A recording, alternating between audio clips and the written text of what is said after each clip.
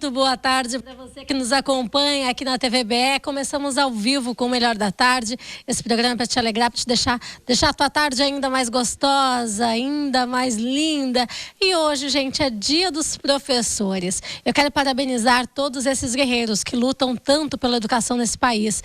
Educação muda o mundo, né? Muda as pessoas e as pessoas mudam o mundo. E sem educação a gente não vai a lugar nenhum. Vivemos em momentos difíceis, não é verdade? Momento no Brasil político-econômico muito difícil.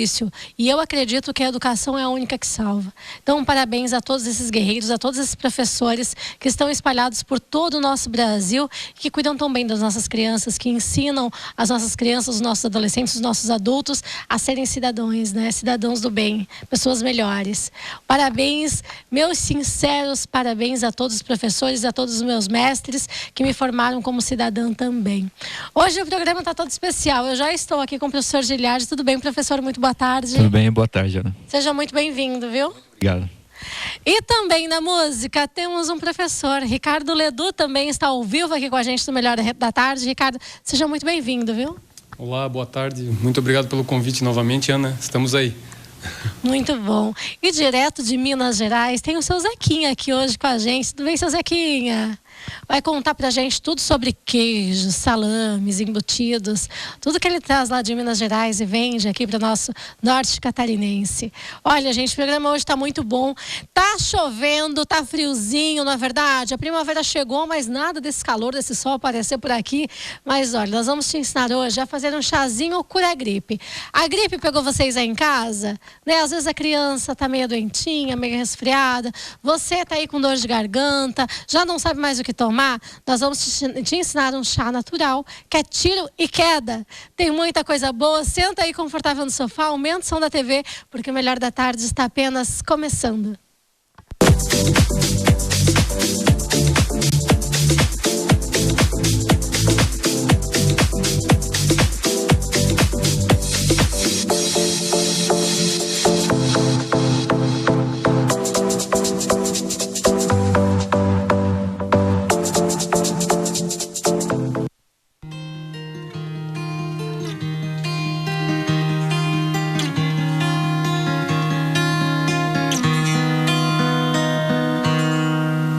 Vento que vem, leve pro abrigo que te convém, nesse destino que há de te levar.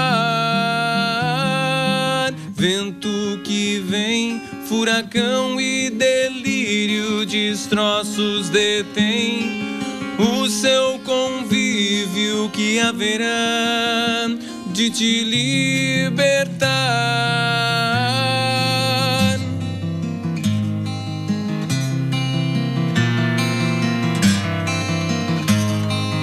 O sol, bola de brilhar, brilha nas águas do espelho de seu olhar.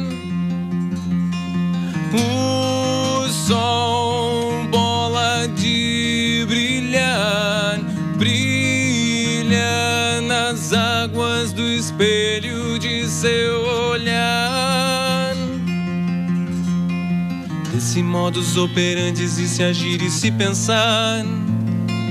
Desse modus operandi e se agir e se pensar, se pensar.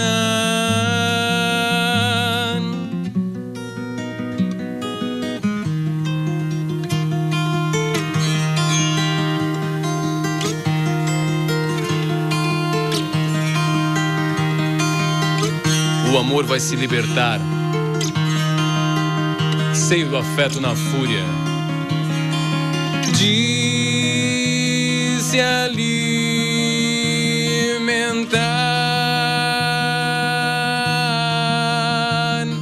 Solto animal que a vida o refugiou.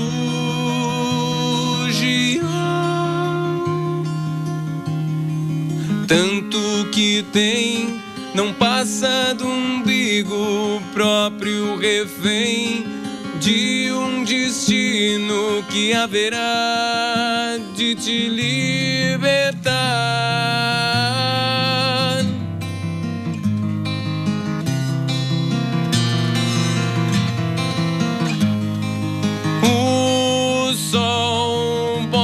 bola de brilhar, brilha nas águas do espelho de seu olhar. O sol, bola de brilhar, brilha nas águas do espelho de seu olhar.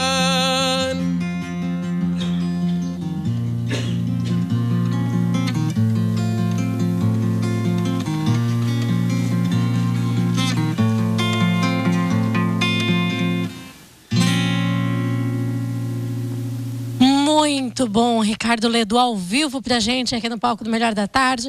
Ricardo, que música linda, um trabalho lindo. Muito obrigado. Se chama Vento essa música. Tem agenda final de semana? Tem, sábado no Angelone, agora não vou recordar, é no Angelone da João Colim. Dia 24 estarei também em Jaraguá novamente, estive agora semana passada, vou estar novamente lá no Sesc, fazendo um projeto chamado Canções Urbanas e Poesias de Amor. E são todos convidados, é um projeto lá do Sesc de literatura que eu vou estar participando com um show na livraria do Sesc, na biblioteca. Que lindo, que bacana. Seja muito bem-vindo ao palco do Melhor da Tarde. Muito obrigado. E parabéns pelo teu dia, né? Para nós. Para nós, professor também, além desse talento incrível desse cantor, né, compositor incrível, também Você lecionava para crianças ou para adolescentes, Ricardo? Eu comecei com um ensino fundamental, né, de 1º até o 9º ano, e daí depois eu passei a dar aula para o ensino médio. Foram os últimos anos que eu dei, foi até 2016 eu lecionei no ensino médio, aqui no João Colim, ali no Itaú. Gostava muito de dar aulas? Eu sempre curti, né? Foi uma coisa que me estimulou a fazer a faculdade. Eu sou formado em artes visuais, né? E fiz a faculdade para ser professor mesmo também, né? E concomitante sempre levei a carreira de músico e artista visual. Também tenho uma produção de artes visuais, que agora está meio parada, mas por conta da música. Mas sempre tive envolvido com a educação também. Bacana. E a educação é o que transforma a gente, não é verdade? Com certeza. E falando em professor, em educação, estou aqui agora com o professor Giliardi. Professor, parabéns pelo seu dia. Muito obrigado para nós. Para nós. Professor, hoje nós estávamos comentando aqui nos bastidores que é uma tarefa difícil ser professor no Brasil, não é? Você lecionou também para adolescentes, agora é para adultos? Sim, eu lecionei durante um curto tempo para adolescentes e atualmente eu leciono na graduação e pós-graduação também. Sem dúvida, a tarefa de ensinar, independente adolescentes, crianças ou adultos, não é uma tarefa fácil. A tarefa de transmitir qualquer tipo de conhecimento não é fácil, porque uma coisa é o que eu imagino que eu estou falando, que eu estou ensinando, outra coisa é o que as pessoas estão realmente tirando dessa mensagem que eu passo. Então, dentro desse processo, há possibilidades de muitos ruídos, de muitos problemas, né? De interpretação, por exemplo, de dificuldades, eventualmente, na minha expressão, ou dificuldades cognitivas da pessoa que pega esse conhecimento. Em especial no Brasil, nós temos problemas crônicos, sociais crônicos, que dificultam ainda mais o sentido da educação. Já não é simples, é complexa. E com problemas sociais crônicos que nós temos no Brasil, ainda acaba dificultando muito mais essa capacidade de aprendizagem das pessoas em geral, não só de crianças, mas também de adultos. Quando nós falamos em ensino infantil, nós percebemos que no Brasil, através dos índices, os números para educação infantil, eles são melhores do que para educação dos adultos, né, adolescentes e adultos. Há um investimento maior na educação infantil. Quando tu lecionasse para adolescentes, foi em escola pública ou particular? Foi numa escola privada. Escola privada. E você sente diferença? Acha que tem realmente essa diferença para uma escola pública, para uma escola privada, né, com alguns colegas, enfim? Sim, há uma diferença, sem dúvida, a diferença pelo fato da compreensão do que é educação. De forma geral, a grande maioria dos brasileiros necessita de escola pública, né? E há uma diferença em conceito de educação. Há uma grande confusão no Brasil entre o conceito de educação efetivamente e de escolaridade. São duas coisas completamente diferentes. Escolaridade, sim, a gente busca na escola, né? Você vai aprender lá matemática, português, física, química, biologia. Outra coisa é educação, que a educação não é responsabilidade da escola. A educação é responsabilidade dos pais, né? Eventualmente a gente vai ter pessoas no futuro, por causa dessa pasteurização e da terceirização da educação, e não só da escolaridade, da terceirização da educação, a gente vai ter uma pasteurização de todos os costumes e valores na sociedade. O que isso necessariamente não é bom, né? Por vezes os pais vão poder dizer, mas meu filho fez isso, mas eu nunca ensinei isso para ele. Porque talvez ele nunca ensinou, na verdade. Porque terceirizou. Nem o bom, nem o ruim. Exatamente, nem o bom e nem o ruim. Eu nunca ensinei isso. Sim, talvez não tenha ensinado muita coisa. Porque terceiriza a educação e não só a escolaridade.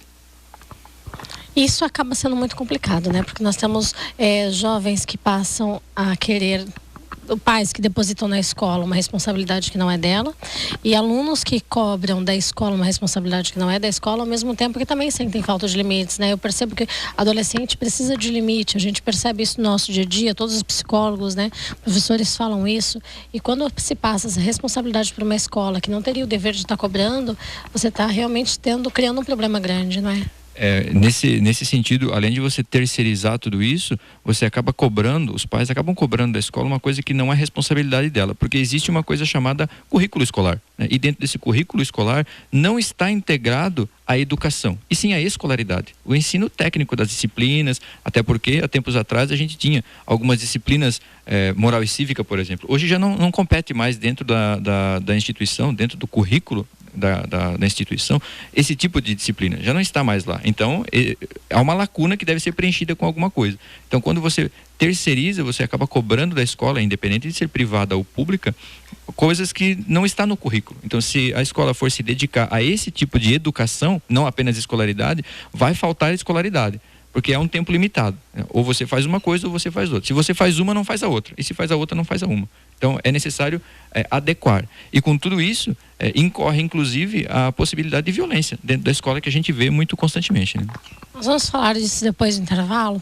Quero também que o Ricardo se junte a nós, que o Ricardo também foi professor há muito tempo, então que ele se junte a gente nesse debate, né? Nós vivemos e temos visto em rede nacional aí muitos abusos contra professores, violência nas escolas, partindo de crianças, adolescentes, depredando escolas, enfim. Depois a gente vai falar sobre esse assunto, que eu acho que realmente é muito importante. Professor, como é que o senhor vê hoje no Brasil a profissão do professor?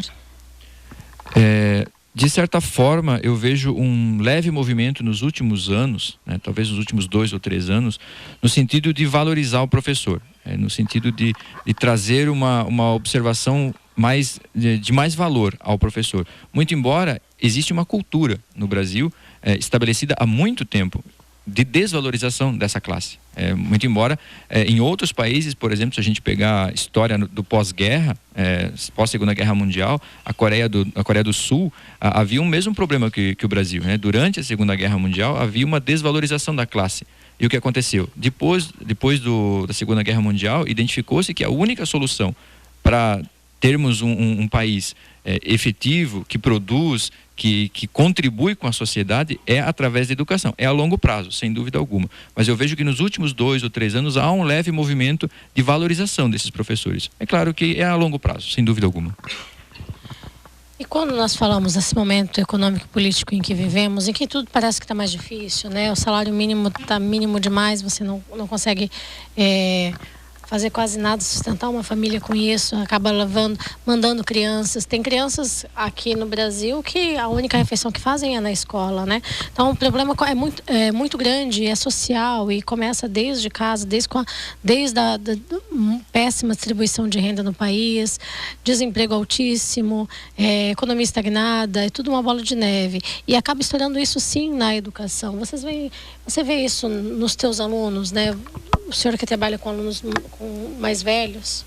Sim, o problema de distribuição de renda afeta diretamente a questão da educação, principalmente quando a gente fala de educação superior. Quando a gente fala de educação superior, que a grande maioria dos alunos do Brasil precisam pagar a sua mensalidade da faculdade, e que são alunos que trabalham e estudam. Então tem uma jornada dupla, às vezes tripla. Muitas pessoas são mães, então tem uma jornada de em casa, trabalho e escola. Então é claro que a má distribuição de renda faz com que isso afete muito, muito claramente, fazendo com que muitos entrem até na instituição, na faculdade, mas não terminem o curso. Muitos param no meio do caminho. É claro que essa má distribuição de renda faz com que eles não consigam eventualmente sustentar os seus filhos, pagar o aluguel eventualmente, e também fazer terminar a graduação ou a pós-graduação que estão pretendidas fazer. E às vezes tem muita vontade, né? Tem vontade de fazer e acaba que tem que desistir por conta da renda.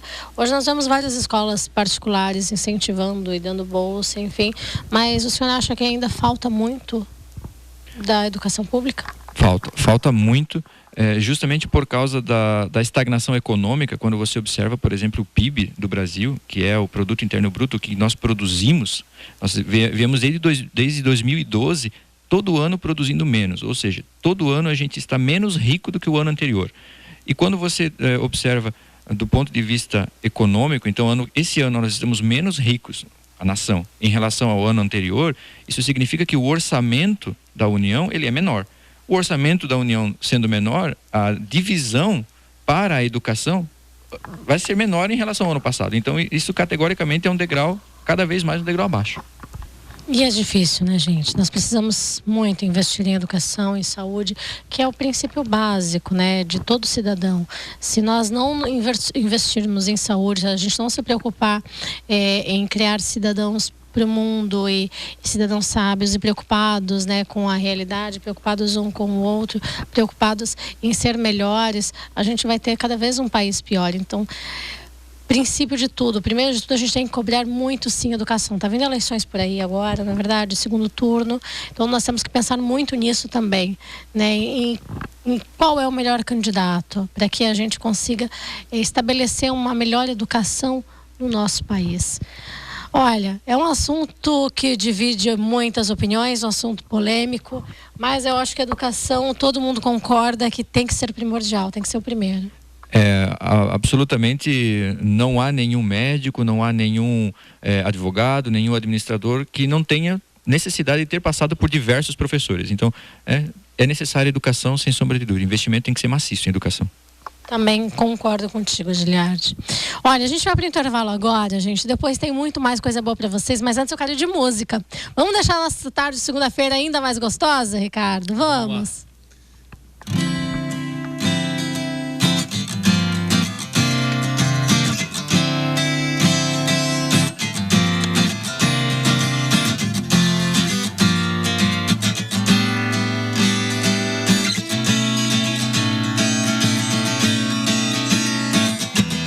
O Brasil é bonito, tem negro bonito, tem branco bonito.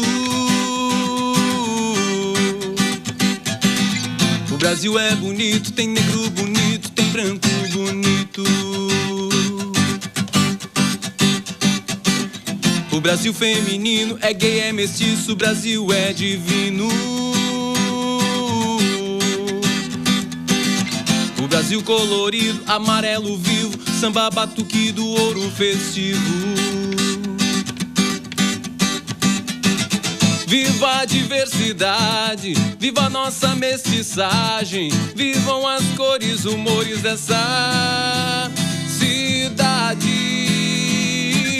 Viva a diversidade, viva a nossa mestiçagem, vivam as cores, humores dessa saudade.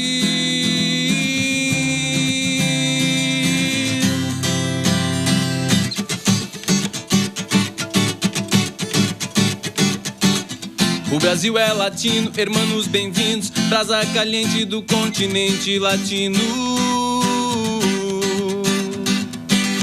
O Brasil é gostoso, tão belo e charmoso, o Brasil é o povo. Viva a diversidade, viva a nossa mestiçagem, vivam as cores, humores dessa cidade. Viva a diversidade, viva a nossa mestiçagem, vivam as cores, humores dessa saudade.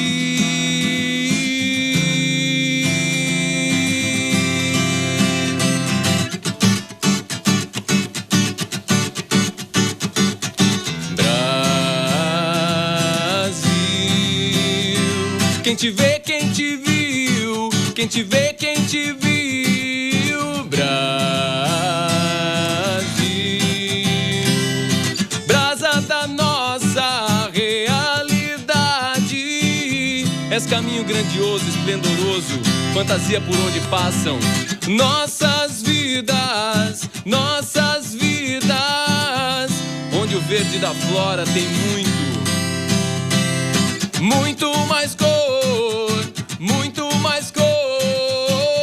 na avenida desse nosso eterno carnaval. O Brasil é bonito, tem negro bonito, tem branco bonito. O Brasil é bonito, tem negro bonito, tem branco bonito.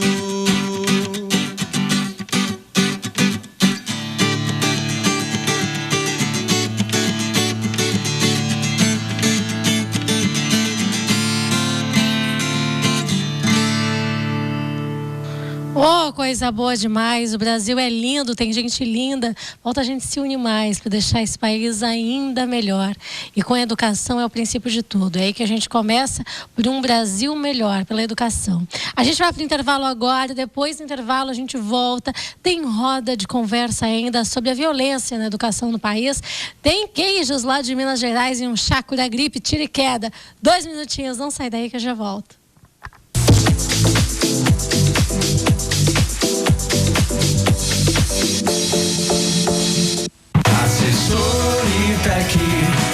O que você esperava? Chegou! Agora Superior EAD você faz na Assessoritec. Em parceria com o Grupo Dom Bosco, a Assessoritec oferece vários cursos superiores à distância para facilitar a sua vida. Ligue 3451-0400 e comece agora o Superior EAD na Assessoritec.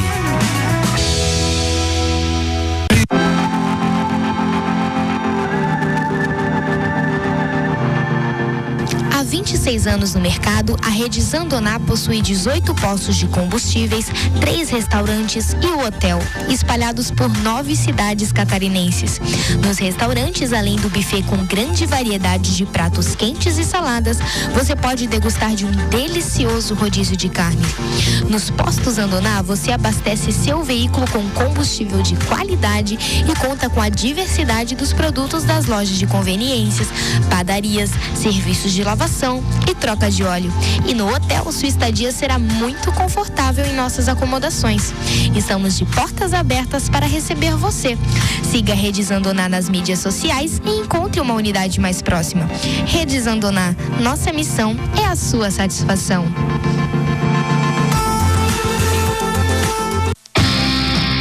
Todo domingo você tem um encontro marcado com o programa Conexão Esportiva. Seu resumo semanal do que acontece no esporte de Joinville e região. O melhor time de comentaristas esportivos, debatendo os assuntos mais polêmicos do esporte. Todo domingo, a partir das 19h30, aqui na TVBE. TVBE, essa é nossa. Como você tem divulgado sua empresa na mídia? Já pensou em divulgar sua empresa em mais de 10 cidades? A TVBE se preocupa com a população local e tem uma cobertura para mais de 1,5 milhão de telespectadores. Valores como comprometimento, transparência e principalmente confiança na comunidade são nossa marca. Seja nosso parceiro. Ligue 3451-9400.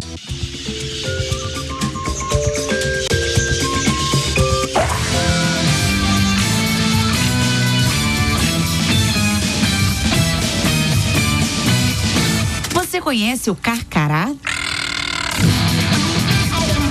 É uma ave grandiosa, com um penacho na cabeça e penas claras no pescoço, que parecem um colar. Tem esse nome porque quando quer chamar a atenção de outras aves, faz um som que parece a palavra caracará. É muito comilão, costuma procurar comida no chão, mas também voa muito bem. É expressão e estilo, é tendência e glamour. É inspirado em você.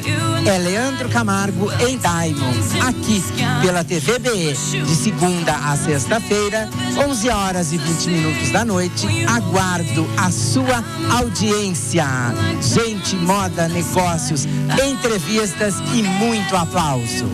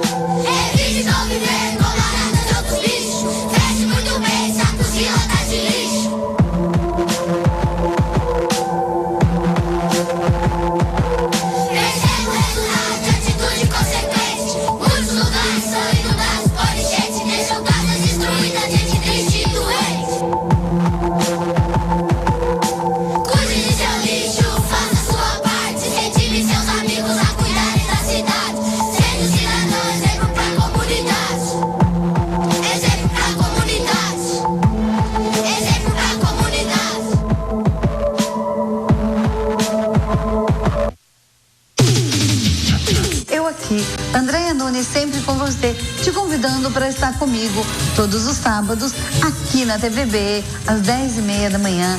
Tem vídeos de reflexões, coisas para a gente parar e analisar. Então, Andréia Nunes, sempre com você, aqui na TVB, todos os sábados às 10h30. Conto com você, eu com você e você comigo. Até lá!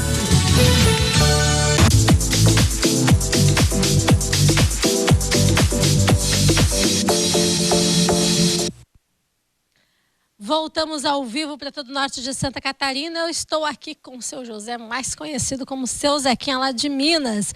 Seu Zequinha veio de Pedra do Indaiá, está 100 km de Belo Horizonte, é isso? Seu Zequinha? Correto. Seu Zequinha, o senhor vem todo mês para Joinville e região toda? Vem todo mês para Joinville. Trazer, gente, essas coisas maravilhosas. Sou cliente do seu Zequinha, ó, bastante tempo já. E ele traz cada queijo gostoso. Esses queijos são todos lá da região do senhor, seu Zequinha. Conta um pouquinho mais pra gente. Isso, esses queijos é fabricado todo na região ali da Serra da Canastra de Minas, que até passa aquela propaganda na televisão aí, que mostra aqueles queijos da Canastra ali, que são 7 municípios ali, que já ganhou vários prêmios do melhor queijo do Brasil. Gente, é bom demais, viu? Seu Zequinha, aqui nós temos vários produtos que eu aqui em Joinville eu não conhecia, eu tenho certeza que muita gente em casa também não conhece. Tem, por exemplo, gente, um requeijão trufado. É um queijo recheado de requeijão, é um queijo que vem cheio de requeijão. Então você tem o queijo, aí você corta, ele tá recheado de requeijão. Isso, correto. Isso aqui é uma delícia. E tem outro que eu também gosto muito, que é esse aqui. É o requeijão de corte que ele chama requeijão caseiro. Então ele é conhecido como requeijão caseiro, muito delicioso também esse requeijão aqui. Seu Zequinha, eu corto isso aqui e encho na tapioca, ele derrete, né? Ele derrete, todos são queijo bom mesmo. Qual que é o queijo que é o mais diferente que o senhor tem aqui? Uai, o mais que tem preferência aqui no sul, por exemplo, é o queijo da Serra da Canastra, que é esse queijo aqui, ó. Ele é fabricado lá na Serra da Canastra, então, pela fama dele e pela bondade dele, ele sai mais aqui. Mas todos são bons para vender também, todos os queijos são bons para vender. Esse roxo aqui, ó, é um queijo diferente, né? Ele é um queijo mussarela curtida no vinho. Esse queijo no vinho. Ao vinho.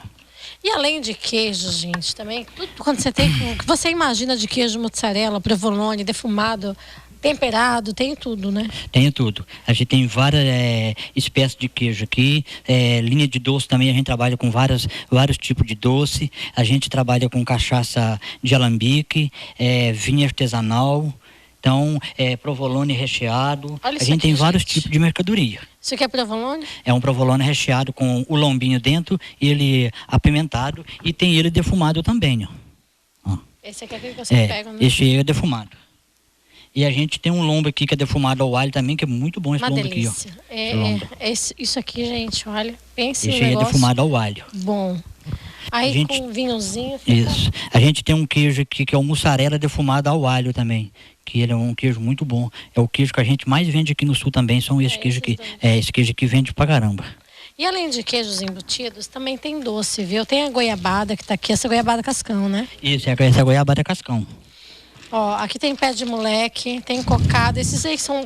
Isso. Como é que chama esses doces, seu Zé? Esse aqui é o pé de moleque, os ingredientes dele são leite, rapadura, açúcar e amendoim. Esse aqui é a cocada, que é leite condensado com coco. Mas tem outros vários tipos de doce também. E esses são em barrinha, né? Esses são de barrinha, de pedaço, de cortar. De pedaço. Isso. E olha só, gente, tem aqui no pote, ó, que tem vários tipos aqui. O Lucas depois vai mostrar pra vocês. Esse aqui é doce de abóbora. Você tá vendo? Esse é doce de abóbora com coco. Você pensa agora, nesse tempinho que tá... Num pão quentinho, assim, que você acabou de sair do forno. Pense, um doce desse de abóbora com coco. Mas tem vários tipos também. Tem doce de leite também, né? Aqui... Tem doce de leite caseiro. Esse aqui é um caseiro, fábrica caseira também. É o doce de pedaço também, que a gente chama de pedaço. Doce de pedaço. Isso. Aqui eu tenho doce de leite com ameixa. Esse aí é o doce de leite com ameixa. Aí ali atrás tem de brigadeiro. A gente tem aqui também a cocada de morango. A gente tem ela com maracujá, tem ela com chocolate e tem ela pura, essas cocadas aqui. Pelo amor de Deus. Isso é de comer rezando, né? Gente, olha só que delícia. E é pesado, viu? A gente também tem doce de fruta também. Esse aqui é um de figo. Esse é o de figo. Figo a fruta do figo. Doce de figo em calda. Tem de laranja, tem para todos os gostos. Tem de laranja, tem mais o que esses aqui? De fruta eu trabalho só com o de figo, a laranja e os de morango e maracujá. Tem de morango assim também, de fruta? Né? Pelo amor de Deus. Não, tem misturado, só misturado. Misturado. E esse aqui que eu não conhecia, gente. Olha só, isso aqui, ó, é um provolone. É um provolone, chama provolone desidratado. Ele é tipo de um chip, ele é crocante. Olha ele só, é salgadinho. Para quem toma cerveja, para tirar um tiragosto, é muito, muito ideal para isso aí. Ó. Pense num trem ruim. Agora, é uma coisa boa mesmo. Meu Deus, é uma delícia. Seu Zequinha, o pessoal te encontrar, tem um telefone aí? O pessoal te encontrar? Tem. Eu venho aqui em Joinville todo mês, né? Então a gente vem geralmente na semana do 5º dia útil. Então a gente, a partir do dia 5 até lá pro dia 15, a gente está aqui em Joinville. Então quem quiser aí, pegar meus contatos aí, o meu contato é o 37 998 33 15 43. Pode repetir, seu Zequinha. O meu telefone é o 37, que é o 037, 998 33 15 43. Esse telefone fica ligado 24 horas, tem o Zap. Pode me ligar e pode falar no Zap também. Seu Zequinha, é bom demais, viu? Muito obrigado, viu? Espero o senhor mais vezes aqui. Muito obrigado a vocês. E a gente também agradece o convite da Sheila, a todos vocês, os jornalistas aí, a equipe da TV Web. A gente agradece aí, fica muito grato com vocês aí. Então tá certo, seu Zequinha. Que Deus abençoe vocês todos. Amém. E o trabalho de vocês cada dia cresce mais. Amém, em nome de Jesus, viu? O senhor também. Viu? É nós todos, né? Depois eu converso mais com o senhor, viu? Tá, depois a gente obrigado. vai comer esses queijos tudo aí. Então tá joia. Agora, gente, eu vou lá conversar com esses dois professores maravilhosos que estão ao vivo com a gente aqui no Melhor da Tarde. O professor Giliar e o professor Ricardo Ledu estão aqui com a gente. Pra gente falar desse assunto que é triste e ao mesmo tempo precisa ser debatido, né, gente? Que é essa violência na nossa educação. Viemos aí agora de um episódio, né, que passou em rede nacional, de alunos agredindo um professor verbalmente, né? Foram racistas com o professor e agrediram ele fisicamente também, né, Giliardi? Você já viu alguma situação dessa em sala de aula? Não, eu, graças a Deus, nunca presenciei nenhum tipo de situação dessa.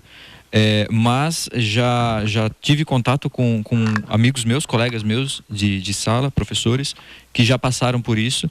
E existem alguns índices, né, que nos mostram que isso, o fato de você não ver, como no meu caso, por exemplo, isso é a exceção no Brasil hoje. Essa é a exceção. De forma geral, foi feita uma pesquisa recentemente por uma organização internacional, inclusive, que foram pesquisados os 34 países mais violentos na educação. E o Brasil foi, infelizmente, classificado como o mais violento. Nossa, o primeiro? É o primeiro. É o mais violento quando se fala em educação. Abordando tanto violência verbal, xingamentos, agressões verbais, discriminação de todos os tipos, de racismo, de preconceito de religião, e inclusive a chegar em vias de fato. Então, 12,5% dos professores brasileiros recebem algum tipo de violência pelo menos uma vez por semana. Nossa, esse é um dado oficial do Brasil hoje. Ricardo, tu já presenciou alguma situação assim em sala de aula? Então, eu nunca assim, fui agredido verbalmente, nunca fui diretamente, mas tive colegas que foram agredidos e assim, é constante isso em escola pública, né? Porque a gente vive uma realidade difícil nas periferias, mas isso não acontece só em periferia, não, tá no centro também. Tenho relatos de amigos que dão aula na universidade, que o desrespeito dentro da universidade está num nível muito grande também. A minha esposa também já teve algumas agressões dentro de universidade. Ela foi professora universitária um tempo, e coisa assim de aluno que não está na aula, ele está virado de costas para o professor no celular, sabe? Daí quando o professor chama a atenção, ele vira para o professor e diz que não tem obrigação de estar ali, ou está ali porque os pais estão pagando, sabe? E joga na cara do professor que ele paga o salário do professor. Escola particular, isso é muito constante, assim, pelas pessoas que eu conheço, né? Então, assim, eu também venho de uma geração que era um pouco diferente com o tratamento com o professor. Claro que a gente tem resquícios da ditadura militar, porque eu sou da década de 80, eu nasci em 80, então em 87 eu entrei na escola, então a gente tinha resquícios ainda da ditadura, então do ensino, né, como era diferente. Também professores que agrediam alunos também, não é só o lado oposto, mas também conheci professores que agrediam alunos reguada, essas coisas, lembro também disso, mas o desrespeito com o professor, isso é muito grande. Até hoje eu estava, por incrível que pareça, conversando com a minha esposa sobre isso, e como é diferente o tratamento cultural. Isso também é cultural, né? Um problema que vem, não é de hoje, né? De muito tempo isso, que é o desrespeito com o professor, só que hoje é mais explícito e mais gratuito, né? É uma classe que está à mercê de qualquer tipo de violência. Eu, por exemplo, essa semana vi uma postagem de um ex-aluno que eu fui obrigado a cancelar a conta dele, ou enfim, não bloqueá-lo, porque ele estava agredindo professores por questões políticas, sabe? Eu, por exemplo, me posiciono na rede politicamente mesmo, eu defendo uma ideia, não é uma questão de não é questão de candidato, é uma questão de proposta de governo. Então não vou entrar em detalhes, né, mas na rede eu faço isso mesmo. E esse aluno ele fez uma postagem indiretamente para os professores que ele seguia, e eu nem lembrava que eu seguia esse aluno, eu acabei bloqueando, porque ele falou assim que esses professores de tal posição política poderiam ser agredidos a qualquer momento porque eles estavam indo contra um outro regime que está querendo se estabelecer no governo hoje, né?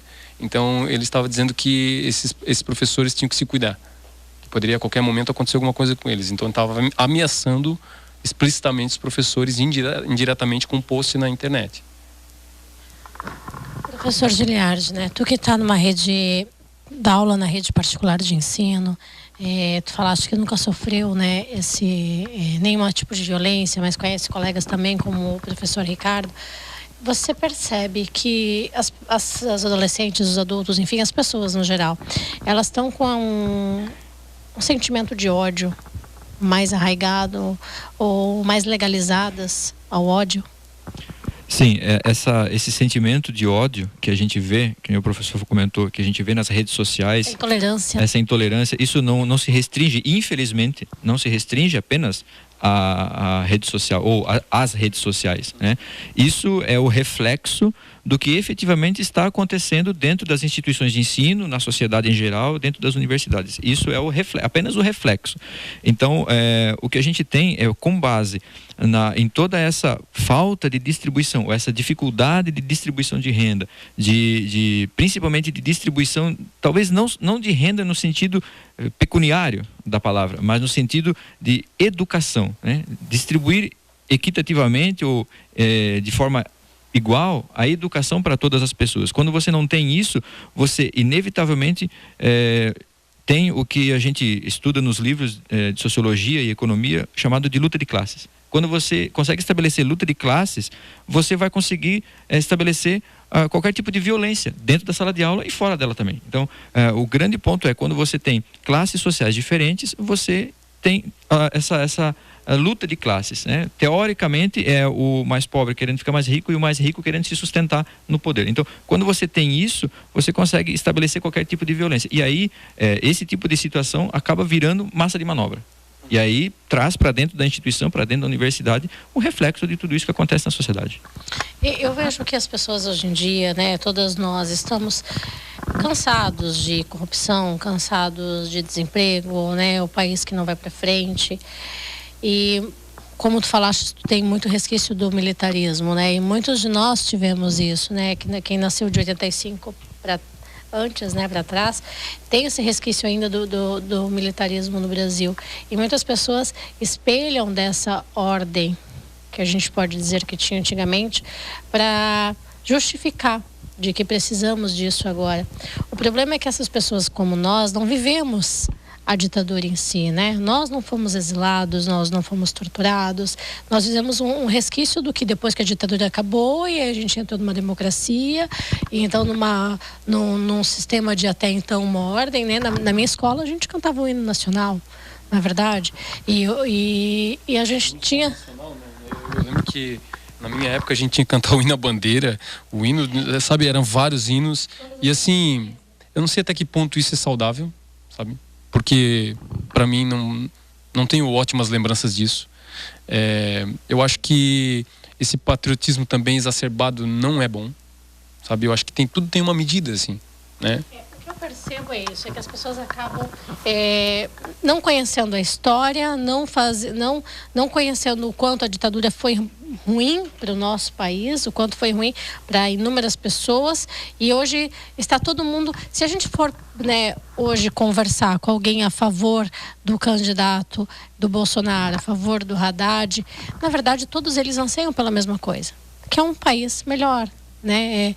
Com menos violência, todos eles anseiam por isso, só que nessa ânsia por um país melhor está faltando empatia.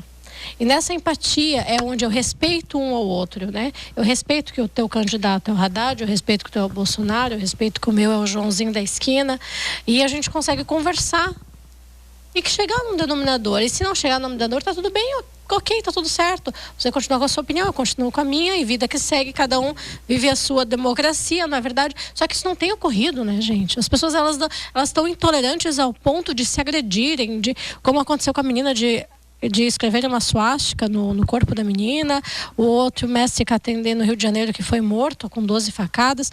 Então a gente começa a ver uma intolerância que eu também vejo que é papel da escola orientar esses alunos. Queria saber da opinião de vocês sobre isso. A minha opinião, né, sobre essa questão, eu acho que primeiro de tudo, a democracia é ter o direito de se expressar, né? Independente, seja, porque a gente, na verdade, tem pessoas que falam, eu sou apolítico, eu não gosto de política. Na verdade, a gente vive numa sociedade, e a sociedade ela é construída com relações políticas. Não estou dizendo partidárias, mas a todo momento estamos numa constante relação política. Eu acho que uma disciplina que não tem na escola e que deveria ter é política. Né? História da política, porque as pessoas acham que política só está restrito a um campo, sabe? Não, política e religião não se discute. Peraí, não é bem assim. Essa fala é jargão de senso comum, isso, né? A gente sabe, né, estudou, fez universidade, a gente sabe como é diferente isso dentro da universidade, né? E respeitar o diferente, né? A minha música ali já diz isso, a gente tem que respeitar os diferentes. A gente eu não sou gay, mas eu respeito os gays, sabe? Eu não sou negro, mas eu tenho sangue negro também na minha veia, sabe? Nós somos um país miscigenado. Eu tenho nome, né? Meu nome é Ricardo Ledoux, nome francês. Mas só que eu tenho 5 outras etnias misturadas na minha família. Então, inclusive africanos. Então eu vou dizer que eu sou... que no Sul tem isso, né? Eu não sou brasileiro, eu sou descendente de francês. Eu sou descendente de alemão. Tu não é brasileiro, o cara não se considera brasileiro. Eu acho muito estranho isso, sabe? Nós somos brasileiros. E temos que ter orgulho de ser brasileiros porque estamos aqui por um propósito, né? Essa vida não veio à toa. Eu considero isso. Né? Então eu acho que respeito acima de tudo, independente de você defender tal coisa ou defender tal ideologia. Só que Isso não me dá o direito de tirar a vida de outra pessoa. Isso não me dá o direito de ser violento com alguém. Enfim, eu acho que democracia é isso. Democracia, essa palavra, por mais estranha que pareça para algumas pessoas, a democracia, ela é feita dessa maneira, dos diferentes, sabe? Dos pensamentos diferentes, né? Então acho que a gente tem que aprender a lidar com isso. A questão de respeito, né? O respeito, a tolerância, sem dúvida alguma, é característica, ou pelo menos deve ser característica da democracia. O próprio termo democracia significa que é governo do povo, né? Sim. Democracia. Então, governo do povo, logo entende-se que a maioria, independente de posicionamento político, independente de posicionamento ideológico, a maioria é o que vai governar, diríamos assim, né? Que vai estabelecer.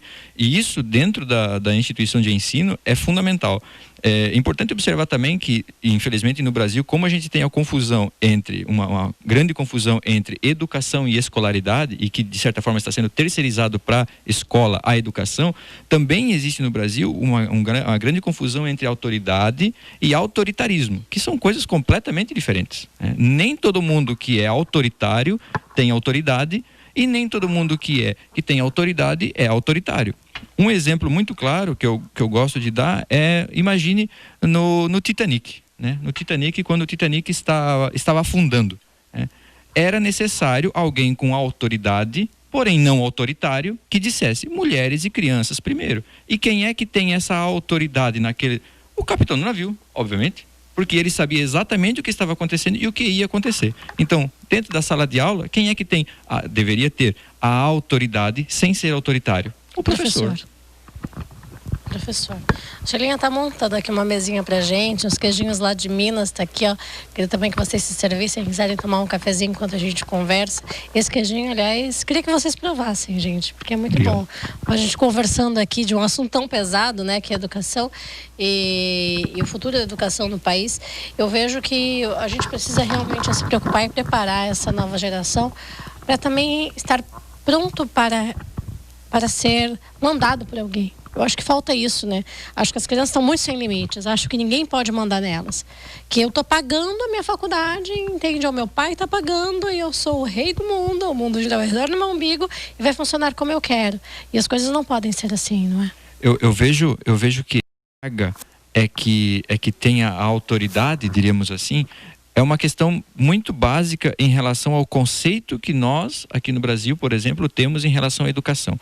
Aqui no Brasil, as pessoas que têm alguma coisa, não que são, essas, de certa forma, têm valor, né? Elas têm valor. Então, quanto mais, do ponto de vista econômico, quanto mais dinheiro você tem, mais você vale. Você pode mudar, né? Então, mas só que a educação, em qualquer outro país desenvolvido, que o Brasil ainda é um país que está em desenvolvimento, em qualquer país desenvolvido, a educação, ela tem um valor em si mesma. A pessoa educada, ela tem valor mesmo não tendo dinheiro, mesmo não sendo rica. Então, é a educação que dá valor à pessoa. E não é... Aqui, infelizmente, na nossa região é muito comum isso também. A gente tem diversas pessoas que são matriculadas numa graduação ou numa pós-graduação e no dia seguinte vão, eventualmente, no RH buscando uma promoção porque está estudando. Então, vejam que a educação serve como uma catapulta para ganhar dinheiro. E apenas isso, não para ter conhecimento e ser uma pessoa educada. E eu acho que essa diferença é muito grande. E é claro que com investimento em educação há possibilidade de mover isso, de mudar isso. Mas a longo prazo, sem dúvida. É aquela coisa de você ter um diploma para dizer que você é alguma coisa e não você ter o conhecimento para poder lidar com esse conhecimento e trabalhar ele dentro da sociedade de uma maneira justa, né? Eu vou citar duas situações, né? Uma é a situação dos países orientais, né? Japão, por exemplo. O Japão, o professor é tido como mestre, né? É autoridade. As pessoas sabem que o professor tem um valor que é inestimável, tanto os professores quanto as pessoas idosas, porque eles têm muito conhecimento. Então essas pessoas são respeitadas. Já no Brasil vem um resquício muito até histórico que o professor não era professor, era professora. E as professoras eram quem? Antigamente, as professoras eram as mulheres que não casavam. As mulheres que não conseguiam casar por algum motivo, enfim, e a sociedade excluía essas mulheres. Então, para elas estarem na sociedade, elas tinham que ser professoras. Então, tem uma diferença cultural de lidar com essa questão do professor. Então, até a questão da mulher, né, em si, já era desvalorizada nesse sentido, né? Que, pelo contrário, deveria ser valorizado, né? Essa pessoa que está levando o conhecimento para a comunidade, que está trabalhando com as crianças, que as crianças são o futuro, né, do país, das localidades, né? Eu acho muito injusta as leis com as mães e com as crianças pequenas, que são justamente o futuro do país, e que não se é dado o devido valor nessa primeira infância, porque a criança não vem zerada para a escola aos 7 anos. Ela já teve uma carga de conhecimento que essa família já deu para essa criança. Então ela vai para a escola, ela não vai ter a imagem do pai e da mãe deveriam continuar, e o professor é o cara que vai trazer o conhecimento. A professora, né, vai levar, não é educação, essa educação de como se portar em tal lugar. É educação e escolaridade. Isso. Né, você está falando já desde o início sobre isso. Então, essa a diferença, né? Porque você não vai levar a criança para não... não, agora eu não tenho mais a responsabilidade de pai, né? Eu sou pai, por exemplo, levo minha filha para a escola. Não, eu vou parar de educá-la. Não, a educação continua a vida inteira, né? Tanto do professor como o cara que vai levar o conhecimento, e do pai que vai continuar com a educação em casa, né? Só um exemplo que a gente comentou antes de formas mais... antigas de educar. No meu caso, por exemplo, eu aos 6 anos, quando eu entrei no antigo pré, né? Não sei como é que chama hoje, mas no pré, eu já entrei sabendo ler. Então, com 6 anos de idade, aí a pergunta é, mas quem ensinou a ler? A minha mãe sentava lá comigo e me ensinava a ler. Então, aos 6 anos de idade, eu entrei no pré sabendo ler. Então, assim, isso já me deu uma determinada vantagem. Mas isso eu não trouxe da escola, né? Isso eu trouxe de casa. Isso eu trouxe de casa, isso é educação. Então, aí a outra situação, só para concluir meu pensamento, é da Escola da Ponte. Não sei se já ouviram falar dessa escola, que é de Portugal, né?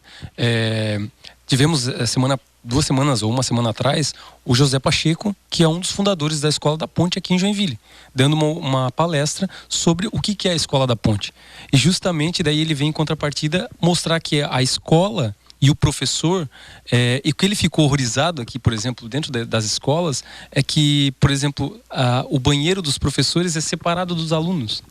Tem uma diferença, ele falou que lá não, é tudo junto, não existe professor e aluno, tem uma hierarquização também que é problemática dentro do conceito de escola que a gente tem no Brasil, e que para ele foi um negócio diferente. A Escola da Ponte, para quem não sabe o que é um tipo de ensino que ele não tem essa grade curricular que é para todos igual. É diferente. Cada aluno vai ser trabalhado a partir da aptidão que esse aluno tem, sabe? É diferente o pensamento. Não é essa proposta que está sendo empregada aí para o ensino médio, que é você escolher, não é isso. É outra proposta. Tá? Porque as pessoas podem confundir, né? É uma proposta de ensino que ela vai lidar com as especificidades do aluno. O aluno, por exemplo, ele quer ser músico. O que eu preciso para ser músico? Eles vão ensinar desde muito pequeno.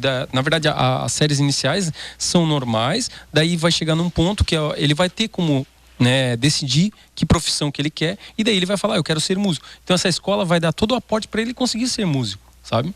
E daí não tem... mais personalizado. E assim, personalizado, e ao mesmo tempo é um ensino que está voltado para as necessidades do aluno, sabe? Mas de uma forma coerente e concisa com a proposta de educação. No entanto, eles nem têm sala de aula, para ter uma ideia. É bem doido, assim, se tu parar para analisar o contexto. Escola da Ponte, se puderem procurar na internet, tem muito material. E é um tipo de ensino que está revolucionando o mundo, e ele está trazendo aqui para o Brasil agora, o José Pacheco. Bacana, vamos procurar. Eu acho que toda forma de educação a gente tem que pesquisar assim, e quem sabe implantar, né? Não nas escolas, porque nós não somos, né? Não atuamos agora, a não ser o professor Giliardi está atuando como professor, mas eu vejo que é muito interessante a gente estar pesquisando vários tipos de ensinar, vários tipos de mostrar esse conteúdo para os alunos também, e aplicar isso no nosso dia a dia, né, professor? As formas de educação, é interessante a gente observar que muitas formas de educação sempre vêm alterando-se, né, de certa forma, mas uma que às vezes, quando a gente está estudando determinado tema e a gente fica um pouco confuso, um termo que eu gosto de usar bastante em sala de aula é isso, em todas as disciplinas que eu uso: volte às bases que você não vai errar. Volte às bases. Então, assim, de todas as formas de educação que a gente tem e que existem metodologias fantásticas e extremamente eficientes. Mas quando você não tem certeza, volte à base. Repetição, né? Como é que a gente aprende? Matemática, por exemplo. Como é que você aprende tabuada? É repetindo. Né? Como é que você aprende resolvendo uma equação? Fazendo a equação. Então, sem dúvida alguma, essa é a melhor forma de você aprender. É claro, existem outras técnicas fundamentais e muito mais eficientes. Mas quando se está em dúvida, usa-se o que a gente já conhece. Tá certo. Gente, falamos hoje sobre esse dia tão especial com a Dia dos Professores, com esses dois professores maravilhosos, aqui ao vivo hoje no Melhor da Tarde. Agradeço a presença de vocês, viu? Muito obrigada. E olha, o chazinho Cura Gripe vai ter que ficar para amanhã, porque o tempo acabou, viu? Mas fica ligadinho aqui no Melhor da Tarde, que amanhã você vai acompanhar o chá Cura Gripe. Para você ficar aí bom. E sabe o que é bacana? Às vezes você não tá gripado, mas tá escorrendo, tá com o corpo doendo. E se não tiver com nada disso, também não tem problema. Você pode fazer para ir tomando durante a semana. Coloca esse chá pro resto da tua vida para você ir tomando sempre, que você vai ver como a imunidade vai aumentar. Você vai ficar gripado com uma frequência menor. Vale para criança, para idoso, para todo mundo, viu? O chá para fazer para a família toda. Amanhã você acompanha ao vivo aqui no Melhor da Tarde. Gente, muito obrigada, viu? Ricardo, obrigada. Professor Giliardi, obrigada também. Obrigado também. A gente pode terminar o programa contigo cantando? Vamos de música? Vamos esperar o Ricardo se aprontar. Eu quero aproveitar para mandar um beijo para toda a Joinville e região que nos assiste pelo canal 11, Jaraguá do Sul e região que nos assiste pelo canal 19 e todo mundo que nos acompanha pelo site tvbe.com.br. Amanhã tem mais Melhor da Tarde. Temos um encontro ao vivo a partir das 2 horas. Eu te espero, viu? Um beijo no coração, fiquem com Deus e até amanhã. Vamos de música com o professor Ricardo Ledo.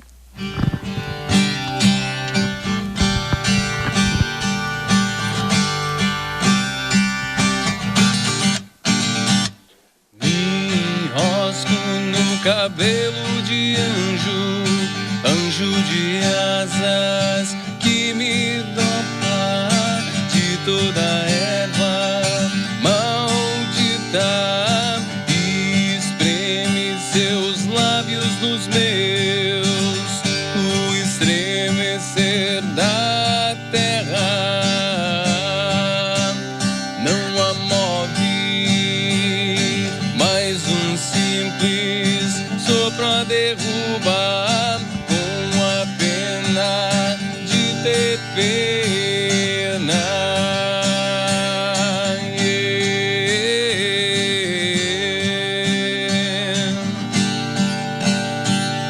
Seus olhos valem mais que palavras, seus olhos valem mais que palavras.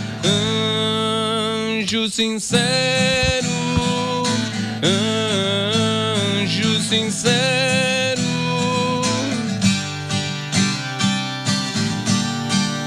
anjo sincero,